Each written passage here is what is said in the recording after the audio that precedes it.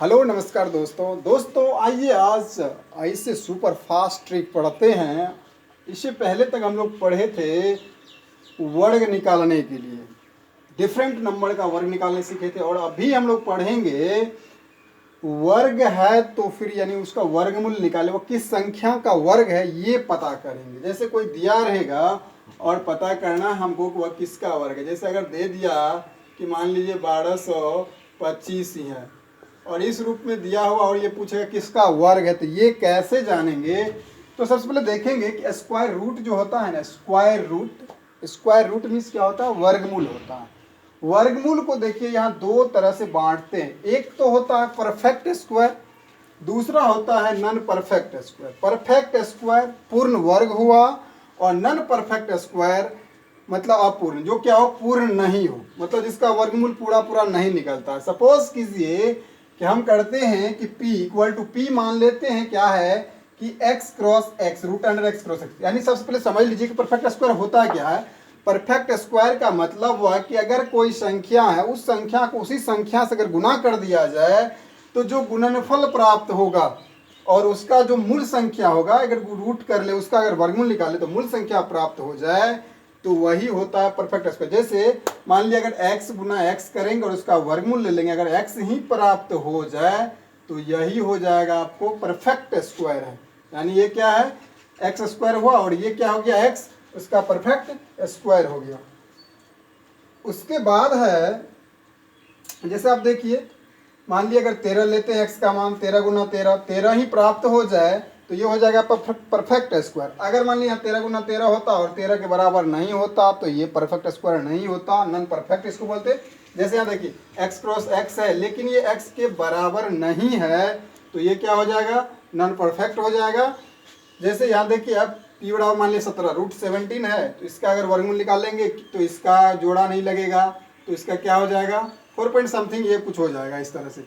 अब देखिए मतलब ये भी जानना जरूरी है कि कैसे जानेंगे ये परफेक्ट स्क्वायर इसका होगा। मान लीजिए छोटा है तभी जानते हैं कि जोड़ा नहीं लगेगा, लेकिन बड़ी से बड़ी संख्या जब रहेंगे वहाँ कैसे चेक करेंगे कि ये परफेक्ट स्क्वायर है या नहीं है, तो उसका भी ट्रिक्स मैं बताऊंगा। सबसे पहले थोड़ा सा देखिए, जैसे वर्गमूल है, अब वर्गमूल को हम लोग दो तरह से बनाते हैं, बनाने की बात आएगी तो वर्गमूल को दो तरह से बनाते हैं। अब एक पॉइंट यहाँ है, किसी संख्या का वर्गमूल जो होता है वह संख्या होती है जिसका वर्ग करने पर मूल संख्या प्राप्त हो जाए। किसी संख्या का वर्गमूल वह संख्या होती है जिसका वर्ग करने पर मूल संख्या प्राप्त हो जाए। अगर 16 है, 16 का वर्ग करें तो 4 प्राप्त हो गया, ये मूल संख्या, वही संख्या प्राप्त। जैसे मान लिया अगर 36 है, इसका वर्ग कर ले तो 6 प्राप्त हो जाएगा, ये मूल संख्या हो गया। मान ली जैसे अगर कह ले 81 है और इसका कर ले तो ये 9 प्राप्त हो जाएगा, तो ये तो हुआ परफेक्ट स्क्वायर। अब एक बात और है कि क्या सर परफेक्ट स्क्वायर चेक कैसे करेंगे, तो कुछ आपको बातें बता रहा हूँ जो परफेक्ट स्क्वायर होगा। देखिए परफेक्ट स्क्वायर होने का बहुत सारा कंडीशन है, या परफेक्ट स्क्वायर होगा तो 2, याद रखिए 2, 3, 7, 8।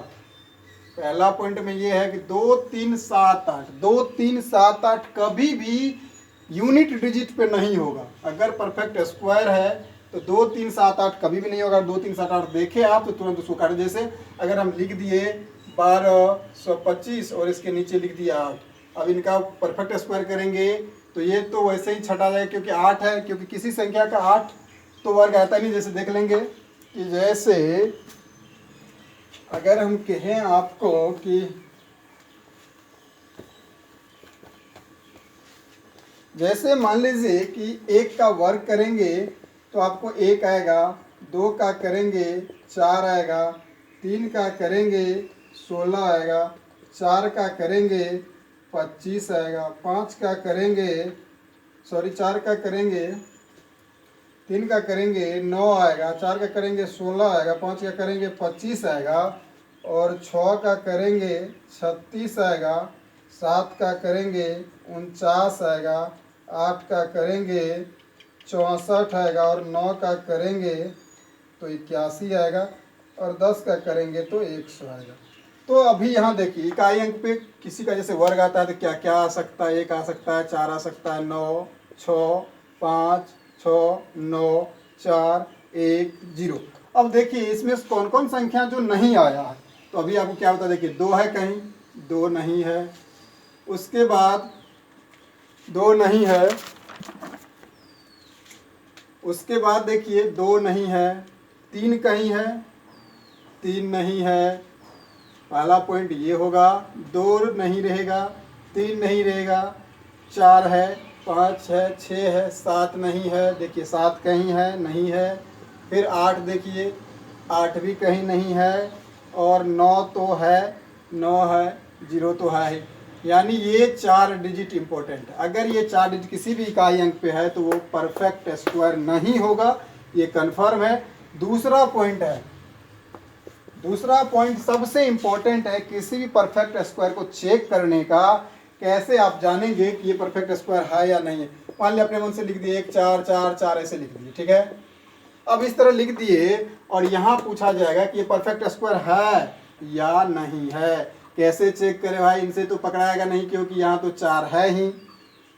तो देखिए एक ट्रिक्स आपको और बताते हैं। अगर इकाई अंक पे क्या क्या हो तो वो परफेक्ट स्क्वायर होगा। तो इकाई अंक पे आपको होना चाहिए, इकाई अंक पे नहीं बल्कि इनके जो अंदर है इनका योग यदि क्या हो आपको बताएं, 1 हो, 7 हो, 4 हो, 9 हो। 1 7 4 9 ये संख्या में से अगर कोई भी एक आ जाए, इनको जोड़ने, इनके अंदर के अंक जो होगा उनको जोड़ने पर अगर इसमें से कोई एक अंक एनी वन आइदर वन इसमें से कोई भी आ जाए तो आपको क्या करना है, ये परफेक्ट स्क्वायर होगा। जैसे यहाँ चेक कीजिए 4 4 8 4 12 1 13 13 हुआ, तो 13 फिर जोड़ दीजिए 13 को, 4 हुआ। अगर ये 4 आया इसमें से मिला तो ये परफेक्ट स्क्वायर है, कन्फर्म परफेक्ट स्क्वायर है। आप करके देखिए, आपको बताए 2 तरह से निकालते, एक तो वर्गमूल निकालने की 2 विधियां, एक फैक्टराइजेशन मेथड, दूसरा होता है डिवीजन मेथड। सो फैक्टराइजेशन मेथड किसको कहते हैं? फैक्टर के द्वारा। जैसे 1 4 4 4 इस तरह से अगर करें तो ऐसे निकलता है 2 7 2 दूना 4 2 दूना 4 2 3 1 2 तिया 6 2 6 के 12 1 और ये आप कीजिए 5 7 35 5 से नहीं होगा 19 19 361। तो आपने क्या देखा यहाँ ये हो जाएगा क्या 19 दूना, जोड़ा लगाना है, जोड़ा लग गया तो यानी 2 का स्क्वायर और 19 का स्क्वायर। तो यहाँ से जब परफेक्ट स्क्वायर लेंगे इसका तो 2 गुना 19 हो जाएगा यानी 38। तो ये किसका वर्ग है? 38 का है। ये तो था डिवीजन मेथड, इसको कहते हैं डिवीजन भाग विधि, इसको कहते हैं भाग विधि। आपको बताए 2 तरह से निकालते हैं, एक होता है गुणनखंड विधि। तो गुणनखंड कैसे करते हैं? गुणनखंड कैसे, ये यही हुआ ये हुआ गुणनखंड विधि, खंड के रूप में तोड़ना। और एक होता है वर्गमूल यानी भाग विधि। जैसे भाग देते हैं, जैसे करते क्या है, मान लीजिए 14 4 4 है तो यहाँ से लेफ्ट साइड से जोड़ा लगाइए, 3 3 तरीके 9 4 चौके 16 3 3 से दीजिए तो 3 तरीका 9 5 14 6 हो जाएगा। इधर जोड़ लेते हैं इसको और इनके गुणनफल को यहाँ लिखते हैं। 3 से दिए थे क्वोशिएंट को, भागफल को, 2 अंक एक साथ उतरता है 4 4। अब देखिए क्या करना है, अगर 8 मर्तों में लगा देनी है, 8 8 16 6 1 7 8 8 64 8 6 के 48 48 49 50 4 54। तो ये पूरा पूरा कट गया तो क्या हो गया 38। तो इसको बोलते हैं, ये हो गया आपको डिवीजन मेथड से भी 38 निकला और यहाँ फैक्टर मेथड से भी 38 निकला। तो ये 2 विधियाँ हैं और आपको जांच करने का नियम बता दिए कि उनके जो भी दिया रहेगा उनके अंदर के अंक को आप जोड़ लेंगे। अगर जोड़ के इसमें से कोई भी एक अंक आ गया, या 1 आ जाए या 7 आ जाए या 4 आ जाए या 9 आ जाए तो वह कन्फर्म क्या होगा, परफेक्ट स्क्वायर होगा। जैसे कोई ले लीजिए आप 1 2 2 5 7 8 6। अब मान लीजिए इनका हमको चेक करना है कि ये परफेक्ट स्क्वायर है या नहीं है। तो क्या करना है, ऐड करना है 1 + 2 + 2 + 5 + 7 + 8 + 6। तो 8 6 14, 14 7 21 5 26 27 28 29 30 31 31 हो गया। इसको फिर जोड़ दीजिए, 4 हो गया। इसका मतलब ये भी किसी का वर्ग हो जाएगा। आपको बताया कि इसमें से कोई भी आ जाए, आज तक ये चीज़ कोई भी टीचर आपको नहीं बताया होगा कि कैसे नॉन परफेक्ट को कैसे जानेंगे कि नॉन परफेक्ट है।